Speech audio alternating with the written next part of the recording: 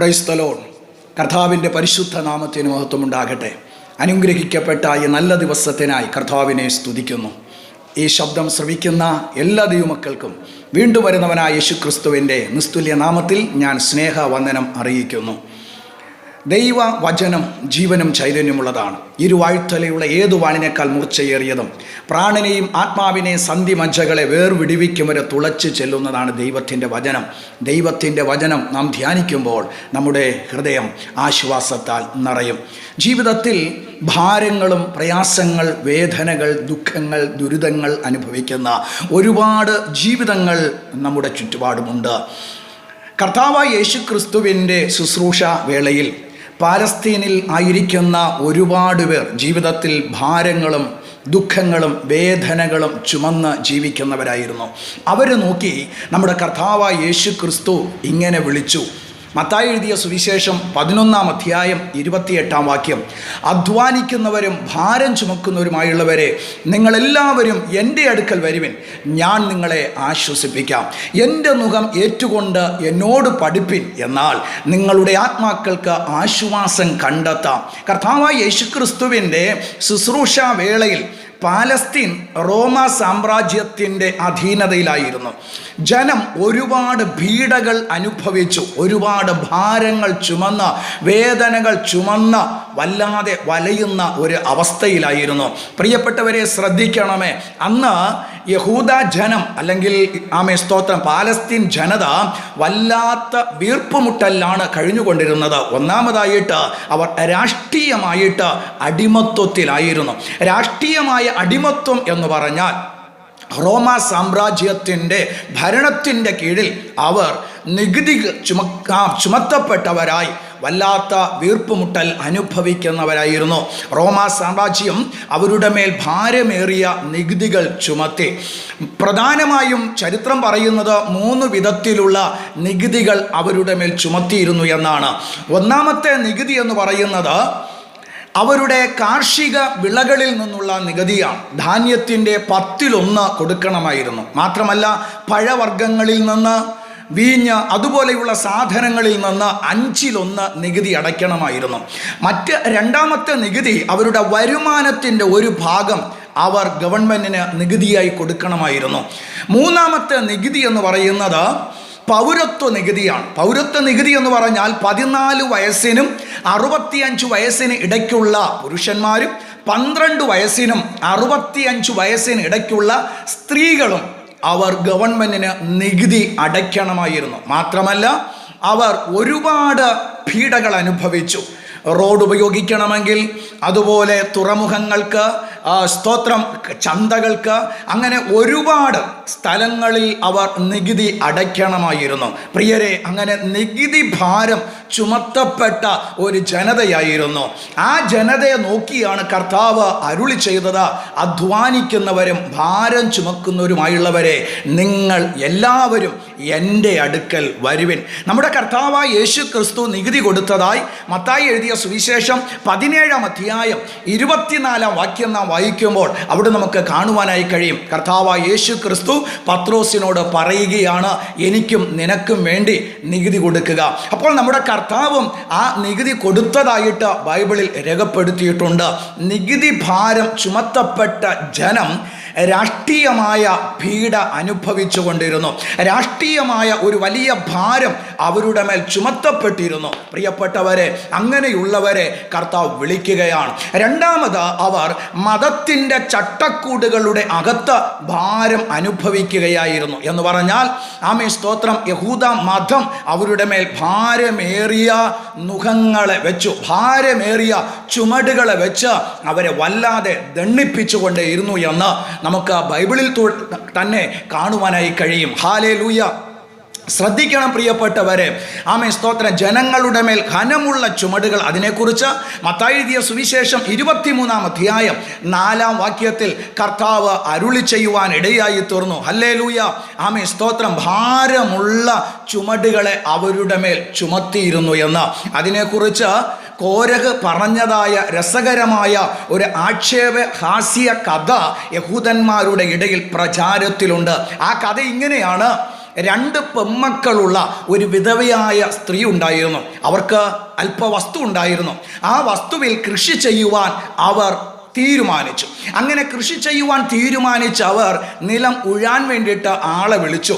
നിലം ഉഴാൻ വേണ്ടി ആളെ വിളിച്ചപ്പോൾ പ്രമാണം വന്നിട്ട് പറഞ്ഞു, കാളയെയും കഴുതയെയും ഒരു നുകത്തിൻ കീഴിൽ പൂട്ടി ഉഴരുത്. അങ്ങനെ വല്ലവിധേനയും നിലം ഉഴുതു. അത് കഴിഞ്ഞപ്പോൾ സ്തോത്രം, വിത്തു വിതയ്ക്കേണ്ട സമയമായപ്പോൾ പിന്നെയും പ്രമാണം പറഞ്ഞു, 2 തരം വിത്തുകൾ ഒരുമിച്ച് കൂട്ടി വിതയ്ക്കരുത്, 2 തരം വിത്തുകൾ ചേർത്ത് വിതയ്ക്കരുത്. ആ സ്ത്രീ വല്ലാതെ ഭാരപ്പെട്ടു. സ്തോത്രം, വല്ലാതെ വ്യസനത്തിലായി. എങ്കിലും ഒരു വിധത്തിൽ കടമറിച്ച് അവർ വിത്തു വിതച്ച് അത് വളർന്നു. കൊയ്യേണ്ട സമയമായപ്പോൾ പിന്നെയും പുരോഹിതൻ വന്നു, അഹരോൻ വന്നു, പ്രമാണം പറഞ്ഞു, അതിര് തീർത്തു കൊയ്യരുത്. മാത്രമല്ല, കൊയ്ത് കഴിഞ്ഞിട്ട് കറ്റ മറന്നു വെച്ചാൽ തിരികെ പോയി എടുക്കരുത്. വല്ലാത്ത ഒരു ഭാരത്തിൽ ആ സ്ത്രീ അകപ്പെട്ടു. പിന്നത്തേതിൽ അവൾ ധാന്യം മെതിക്കേണ്ട സമയമായപ്പോൾ പിന്നെയും അഹരോൻ വന്നിട്ട് പറഞ്ഞു, സ്തോത്രം, ഇതിൻ്റെ സ്തോത്രം ദശാംശം എനിക്കുള്ളതാണ്. 1-ാം ദശാംശവും 2-ാം ദശാംശവും എനിക്കുള്ളതാണ്. ആകപ്പാടെ ആ സ്ത്രീ വല്ലാതെ വസനത്തിലായി. കാരണം കിട്ടിയതെല്ലാം പ്രമാണം അനുസരിച്ച് പുരോഹിതന് കൊടുക്കേണ്ട ഗതികേടിലായി.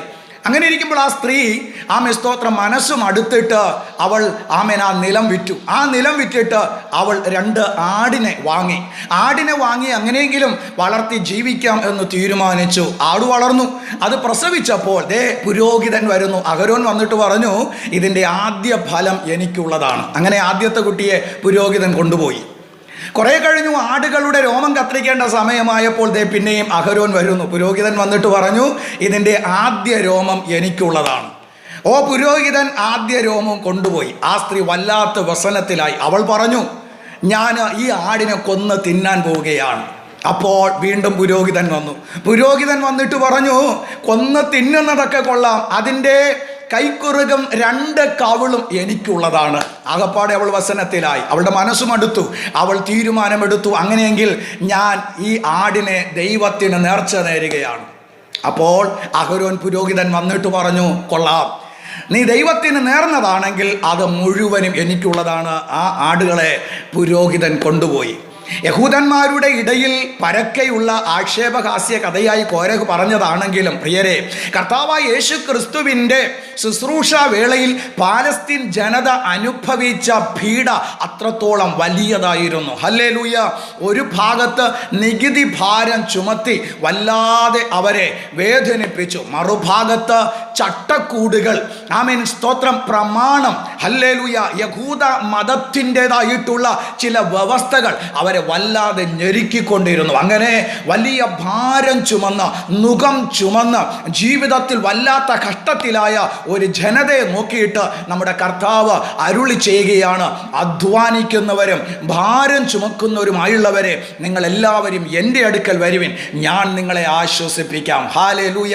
നമ്മുടെ കർത്താവായ യേശു ക്രിസ്തുവിൻ്റെ നുകം അത് മൃദുവാണ്, അത് ലഘുവാണ്. ഹല്ലേലൂയ.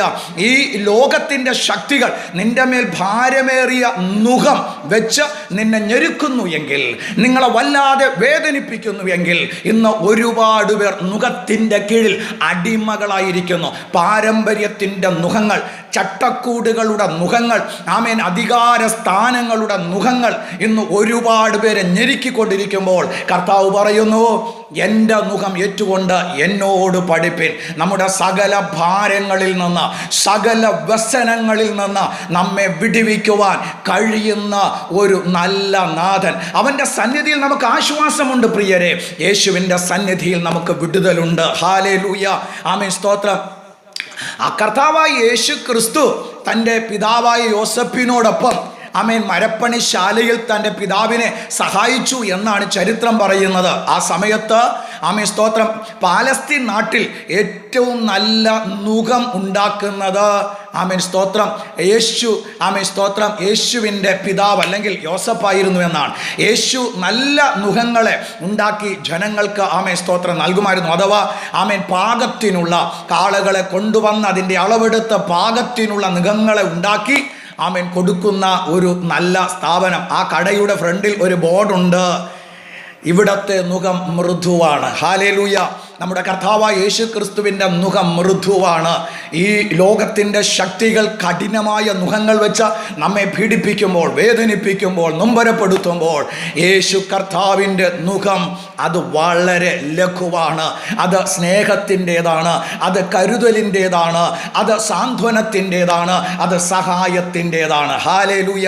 ആരാരുമില്ലാതെ അലയുന്ന നിങ്ങൾക്ക് നിങ്ങളുടെ ഭാരങ്ങളിൽ നിന്ന് സ്വതന്ത്രരാകുവാൻ കർത്താവ് യേശു ക്രിസ്തുവിൻ്റെ സാമീപ്യം നിങ്ങളെ അതിന് സഹായിക്കും.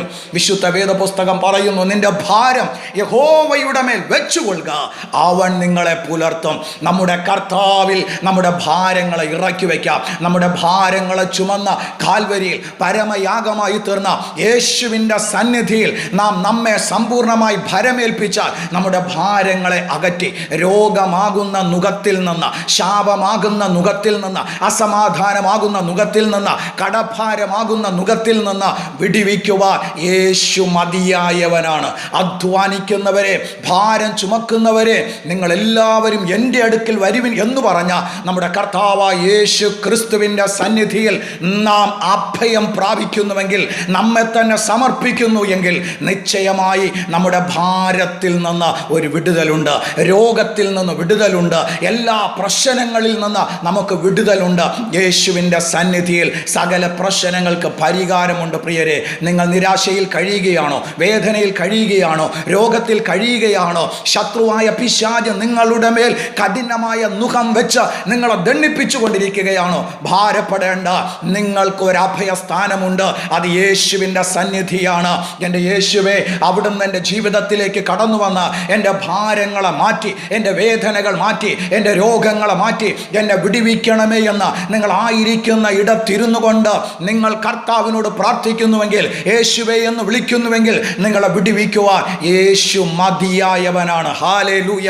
യേശുവിന് നിങ്ങളെ വിടുവിക്കുവാൻ കഴിയും. യേശുവിന് നിങ്ങളുടെ ഭാരത്തെ മാറ്റുവാൻ കഴിയും. നിങ്ങളുടെ പാപഭാരത്തിൽ നിന്ന് നിങ്ങളെ വിടുവിക്കുവാൻ, നിങ്ങളുടെ രോഗഭാരത്തിൽ നിന്ന് വിടുവിക്കുവാൻ യേശു മതിയായവനാണ്. യോഹന്നാൻ എഴുതിയ സുവിശേഷം 7-ാം അധ്യായം 37-ാം വാക്യത്തിൽ യേശു അരുളി ചെയ്യുന്നു, അല്ലയോ ദാഹിക്കുന്ന ഏവരും എൻ്റെ അടുക്കൽ വരട്ടെ. ഹല്ലേലൂയ. ദാഹിക്കുന്നവർ, വേദനപ്പെടുന്നവർ, ജീവിതത്തിൽ നൊമ്പരം അനുഭവിക്കുന്നവർ യേശുവിൻ്റെ സന്നിധിയിൽ വന്നാൽ നിങ്ങൾക്ക് വിടുതലുണ്ട്. ഹല്ലേലൂയ. പാരമ്പര്യത്തിന് നിങ്ങളെ വിടുവിക്കുവാൻ കഴിയത്തില്ല. മതത്തിൻ്റെ ചട്ടക്കൂടുകൾക്ക് നിങ്ങളെ വിടുവിക്കുവാൻ കഴിയത്തില്ല. ലോകത്തിലെ ഒരു ശക്തികൾക്കും നിങ്ങളെ സഹായിക്കുവാൻ കഴിയത്തില്ല.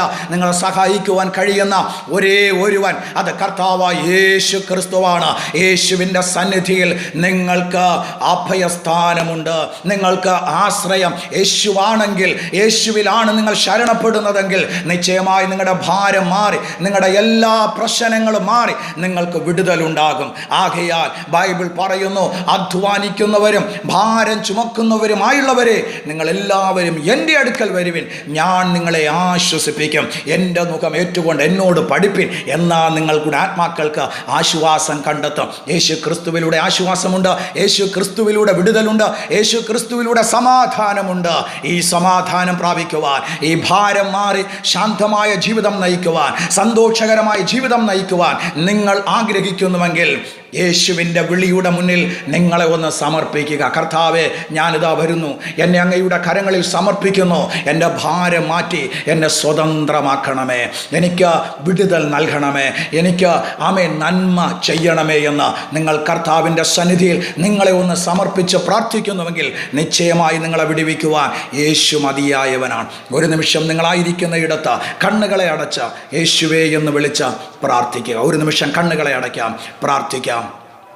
നാൾ തോറും ഞങ്ങളുടെ ഭാരങ്ങളെ ചുമക്കുന്ന ദൈവമേ, സ്വർഗീയ പിതാവേ, ഈ നല്ല ദിവസത്തിനായി സ്തോത്രം ചെയ്യുന്നു.